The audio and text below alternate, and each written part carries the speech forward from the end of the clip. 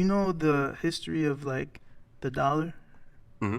Would you be able to go in on that a little bit? And I'd like to add to whatever you said. So like the Coinage Act was actually written in 1792, Hmm. and it's funny. Like I used to work at a coin shop. Now I'm my own, and a lot of folks would call in about the 1776 quarter or dollar. Yeah. I'm like, the country was broke at It that was it time. was already bankrupt. But It was why? bankrupt. Why would they call in for that? Oh, because like in 1976, they did the bicentennial coins Hmm. set. You have the Mm-hmm. quarter, the half, and the dollar. Mm-hmm. And they see the 1776 to 1976. And one of the customers, she was, a friend of the shop. She comes in, she's like, I have a half dollar from 1776. How much is it worth? I looked at it. John F. Kennedy wasn't even born in 1770s. Hmm. So it's But in the early days, at the founding of the country, a lot of folks don't know that the early dollars, they were actually they used George Washington's wife's silverware to create those dollars. That's how What? poor this country was.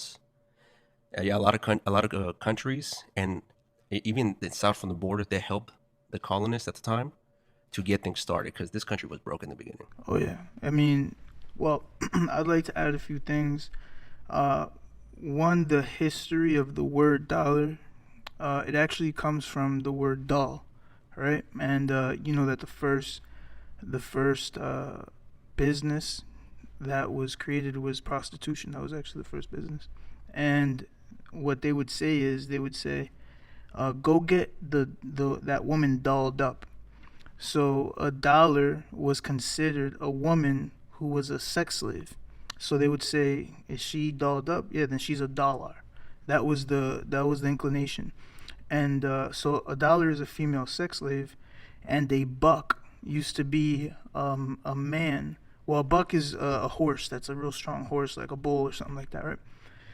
And what they said was, "Oh, get me that buck." So they would pair a dollar with a buck, and a buck was like the strong black guy who was the big black slave to come and impregnate the woman for like genetic purposes. They wanted to just create the best slave, so they would say, "Pass me the buck," which was to pass the man or pass the slave owner the strongest man to impregnate the That's biggest hoe. crazy. Yeah. That's crazy. And look how people like how they're glorifying like the dollar and the buck. You know, It's it's degenerative, and it's fiat. And even if when people actually look into the word fiat, it's something that is negative. Like all of it, it's no good. And it's interesting that a lot of folks don't understand how math works. Mm, And for example, since the founding of the country up until 2010, about $825 billion were created.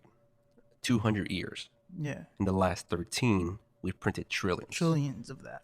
So it's a math problem. It has nothing to do with politics, no matter what, however they try to slice it, right? And even in the beginning days of COVID, when I heard about the stimulus checks, I was against it. People were getting at me from all angles, right? Saying like, "How can you say that 1,200 is gonna help?" I'm like, "It is today, but it is you're literally shooting yourself in the foot and for 2 generations. Like, so at what cost?" Yeah. But I understand that 1,200 did help people today when they got it. And I do have some family members and friends that they hate the 1%, right? Hate. Wow. They literally hate the Yeah. 1%, A but lot, a lot of people despise them. despise them, Yeah. and just feel disgust, right? But also at the same time, when they got the stimulus check, they gave it right back to them. They went to Prada, they went to Louis Vuitton, all the stores. You saw the lines. Yeah. Yeah. It's So embarrassing. So Really. it was like they got what they wanted, but they convinced you that they were helping you. Hmm. You know, Do you think Because people's core values are messed up?